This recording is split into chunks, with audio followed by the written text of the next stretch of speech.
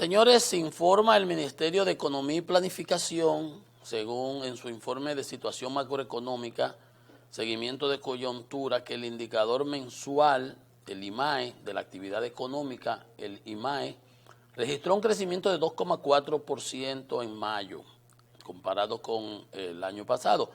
Los primeros 5 meses fueron del 1,4%. Ese sería el mayor que se ha tenido en los primeros 4 meses del año. O sea, pero como quiera, el promedio, mayo, 5 meses, si mayo creció 2,4, el agregado fue de 1,4, muy por debajo. De ahí lo que muchas personas infieren, vinieron esas decisiones del Banco Central de inyectar recursos, de liberar encaje legal, de las facilidades de liquidez rápida que se fueron, casi 60,000 millones en reenganches de los poderosos que tenían acceso a esas fuentes, de los clientes premium, que son los que tienen acceso a los bancos. La MIPYME hubo que buscarle 30,000 millones más y no se sabe si se habrán adjudicado. Y las expectativas, dice el Ministerio de Economía, es de que el Producto Real crezca para el 23 a 4%. Con respecto a la inflación, de nuevo, repite lo que dice el Banco Central, que 4%, el objetivo meta, que es la menor tasa desde julio, desde 2020 para acá, es correcto, pero que fíjense ustedes, como les decía ahorita el detalle aquel, que los grupos que atenuaron la variación del índice de precios, o sea, de la inflación, fueron vivienda, cayó 0,7, transporte, con 0,16, menos 0,16 de caída. Fíjense ustedes que esos son aspectos que no impactan en el quintil 1 y 2. A la gente del quintil 1 y del quintil 2 lo que le impacta es la alimentación. Y en estos días veíamos cómo habían subido la ñame, la yuca, la batata, los productos alimenticios. Y que la inflación sea 4 no significa que los precios bajaron, sino que los precios van a crecer en una menor tasa. Yo les expliqué los otros días. Si la inflación es 9, el crecimiento de los precios, lo que costaba 100 va a costar 109. Si la inflación es 4, lo que costaba 100 va a costar 104. Claro, es menos, de manera agregada. Pero hay bienes y servicios que tú no los consumes. Hay otros que tú los consumes de una manera más intensa. Todos comemos. Y entonces los alimentos y bebidas impactan más a los de menores ingresos.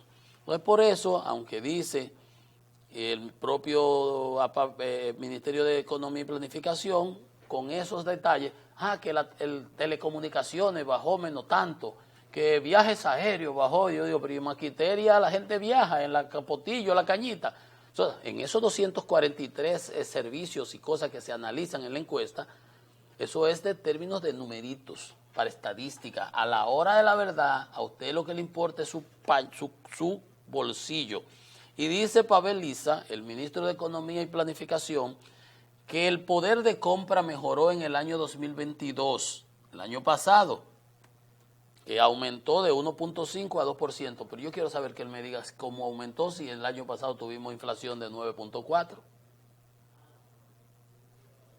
El ingreso de los hogares dominicanos mostró un crecimiento notable de un 9%. Yo pensaba que había sido un descenso de un 9,4%, que fue el nivel que llegó la inflación el año pasado. Yo no estoy entendiendo. Siendo uno, y oigan, para que ustedes vean si hay coherencia entre esas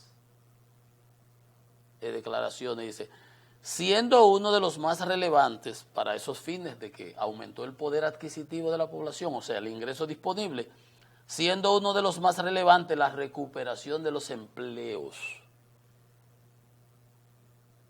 O sea, una persona que estaba desempleada y consiguió empleo, ok, obviamente, antes no tenía cuarto para comprar, ahora tiene para comprar. Pero eso no significa que el poder adquisitivo del que tenía, que el poder de compra del que tenía un empleo, si no le aumentaron el sueldo, le haya aumentado. ¿De qué tú me estás hablando? Al contrario, si la inflación fue 9,4, su ingreso disponible disminuyó en el nivel que decreció la inflación. Y mucho más en los pobres. Por eso cuando tú ves que la inflación de los ricos es de 0,6, la de los pobres del quintil 1 es 0.7, 0.8, es mayor. Por lo de los alimentos que no se ha podido enfrentar. Yo no sé de dónde saca Pavel eso, y cuando habla de eso, dice que uno de los más relevantes fue la recuperación del empleo. Si fue del empleo, pues fue de los que consiguieron trabajo, no de los que estábamos empleados, que no nos aumentaron el sueldo.